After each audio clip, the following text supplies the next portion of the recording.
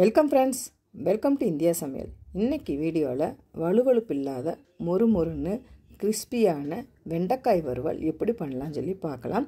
நம்ம சேனலை first time பார்க்குறதா இருந்தால் சப்ஸ்கிரைப் பண்ணி வச்சுக்கோங்க. அப்போ தான் நான் போகிற ஒவ்வொரு வீடியோ நோட்டிஃபிகேஷனில் வரும். வாங்க எப்படி பண்ணலாம்னு சொல்லி பார்க்கலாம். நான் 1/2 கிலோ அளவுக்கு வெண்டைக்காயை இந்த மாதிரி நல்லா வாஷ் பண்ணிவிட்டு கொஞ்சம் கூட தண்ணியே இல்லாமல் இந்த மாதிரி ட்ரையாக எடுத்து வச்சுக்கோங்க. இப்போ ஒரு கடாயில் 3 டீஸ்பூன் அளவுக்கு எண்ணெய் சேர்த்துக்கிறலாம். எண்ணெய் நல்லா சூடான பிறகு கடுகு உளுத்தம்பருப்பு சேர்த்துக்கிறலாம். 1/2 டீஸ்பூன் அளவுக்கு கடலைப்பருப்பு, கொஞ்சமாக கருவேப்பிலை நல்லா பொரியட்டும். பொரிஞ்சதுக்கப்புறமா ஒரு மீடியம் சைஸ் வெங்காயம், சின்ன தக்காளி, ஒரு தக்காளி இருந்தால் போதும். இப்போ வெங்காயமும் தக்காளியும் நல்லா வதங்கட்டும். இப்போ இந்த வெங்காயம் தக்காளி நல்லா வதங்கி எண்ணெய் பிரிகிற முடியும் வரணும். இப்போ பார்த்தீங்கன்னா எண்ணெயெல்லாம் நல்லா பிரிஞ்சு வந்திருக்கு. இப்போ இந்த அளவுக்கு வதக்கினா போதும்.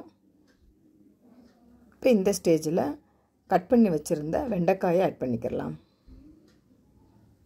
இப்போ வெண்டைக்காயை சேர்த்துட்டு ஹை ஃப்ளேமில் ஒரு 2 நிமிஷம் நல்லா வதக்கிக்கோங்க.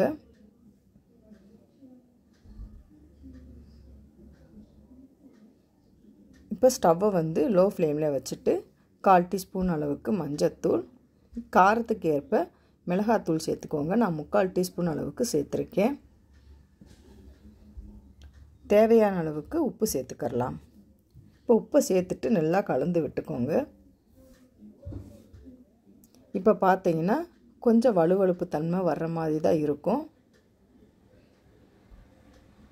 கொஞ்சம் டைம் எடுக்கும் இந்த வெண்டைக்காய் வறுவல் பண்ணுறதுக்கு. இப்போ பார்த்தீங்கன்னா கொஞ்சம் அந்த வலுவலுப்பு தன்மை கொஞ்சம் குறைஞ்சிருக்கு. இன்னும் ஸ்டவ்வை லோ ஃப்ளேம்லேயே வச்சு வேக வச்சு எடுத்துக்கலாம். இப்போ பார்த்தீங்கன்னா நல்லாவே ட்ரை ஆயிடுச்சு, அந்த வலுவலுப்பு தன்மையும் போயிருச்சு. கிறிஸ்பியாக இருக்கிறதுக்கு 1 டீஸ்பூன் அளவுக்கு அரிசி மாவு சேர்த்துக்கலாம். இப்போ சேர்த்துட்டு நல்லா கலந்து விட்டுக்கோங்க. ஃபைனலாக தான் நம்ம அரிசி மாவு சேர்க்கணும். சேர்த்துட்டு ஒரு 5 நிமிஷம் லோ ஃப்ளேமில் வச்சு குக் பண்ணி எடுத்துக்கிட்டிங்கன்னா சூப்பரான வெண்டைக்காய் வறுவல் ரெடி. நீங்களும் இந்த மாதிரி ட்ரை பண்ணி பாருங்கள் ஃப்ரெண்ட்ஸ். சாம்பார் சாதம், தயிர் சாதத்துக்கெல்லாம் டேஸ்ட்டு அட்டகாசமாக இருக்கும். ட்ரை பண்ணி பார்த்துட்டு கமெண்ட் பண்ணுங்கள். உங்களுக்கு இந்த வீடியோ பிடிச்சிருந்துச்சுன்னா லைக் பண்ணுங்கள், ஷேர் பண்ணுங்கள், கமெண்ட் பண்ணுங்கள். உங்களை நான் வேறு அப்படியே சந்திக்கிறேன். பாய். தேங்க்ஸ் ஃபார் வாட்சிங்.